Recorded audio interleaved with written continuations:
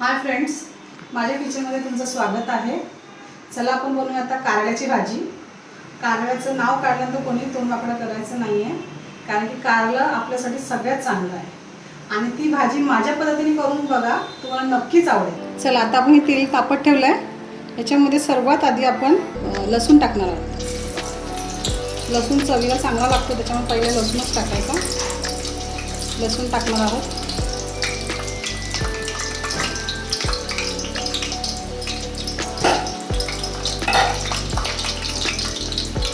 लसूण चांगला थोडासा लाल झाला का त्यामुळे थोडंसं एक चमचा राय टाकायची। जास्त राय टाकू नका। एक चमचाभर जिरा,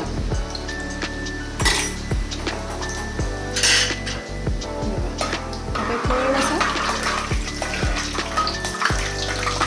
चांगला लाल, लसूण लाल झाला।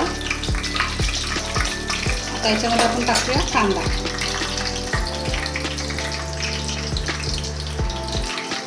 कांदा टाकून कांदा मी इथे 4 घेतले, कारण की माझी 1 किलोची भाजी आहे कारल्याची, त्याच्यामुळे मी मोठे 4 कांदे टाकून घेतले। आता हे आपण चांगलं लाल करून घेऊया। हे बघ, कांदे बऱ्यापैकी गोल्डन झालेले आहेत। आता कांदे गोल्डन झाल्यावर इथे आपण मसाले टाकूया। थोडीशी हळद, थोडासा गरम मसाला, 1 चमचा घरगुती लाल मसाला आणि 1 चमचा आपला तिखट मसाला। त्याच्यात चांगलं आपण मिक्स करून घेऊया।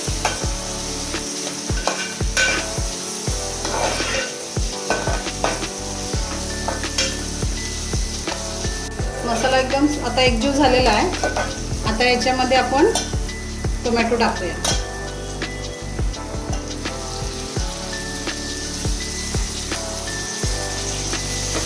आता हे टोमॅटो चांगले शिजून घ्यायचे एकदम व्यवस्थित। तिथे टोमॅटो शिजण्यासाठी थोडंसं आता मीठ टाकणार आहे, आता टोमॅटो लवकर शिजावं म्हणून।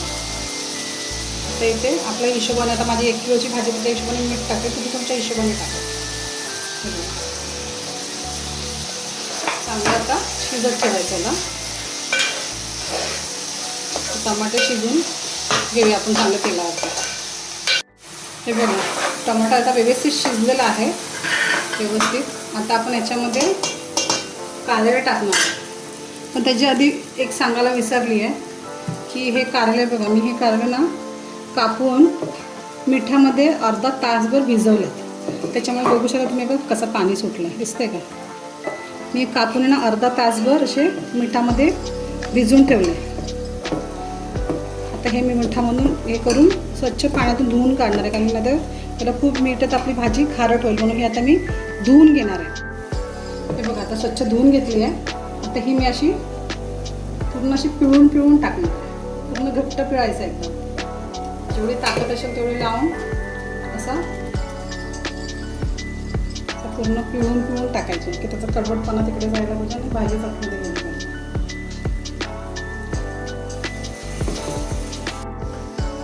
हे बघा, भाजी टाकली आहे।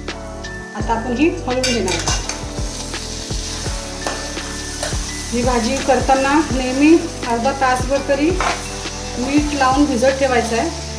त्याच्यानंतर भिजून झालं, घेताना भाजी टाकताना पूर्णपणे धुवून आणि एकदम सुकी अशी पिळून घ्यायची, एकदम टाईट। त्याच्यामुळे तुमची भाजी ना कडू नाही होणार। आता ही पूर्ण मिक्स करणार आहे आणि मी झाकण लावून त्याला शिजत ठेवणार आहे। भाजी चांगल्या प्रकारे आता शिजली आहे, भाजी सुंदर शिजली एकदम। आता अजून थोडीशी आपण याला अजून शिजवणार आहोत, पण त्याच्या अगोदर थोडी शिजली आहे ना, त्याच्यामुळे बघा हे तुटते, कारल्याचे तुटत आहेत, आणि ती भाजी शिजली आहे। आता एवढी शिजली आहे ना, त्याच्यामध्ये आपण आता थोडंसं चिंचेचा कोळ टाकणार, म्हणजे चिंचेचं पाणी टाकणार, थोडंसं चिंचेचं पाणी।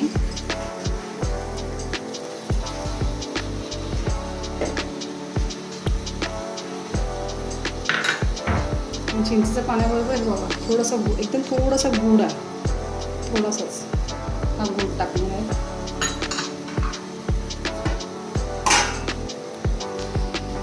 आता हेच आपण चांगलं हलवून घेणार आहोत.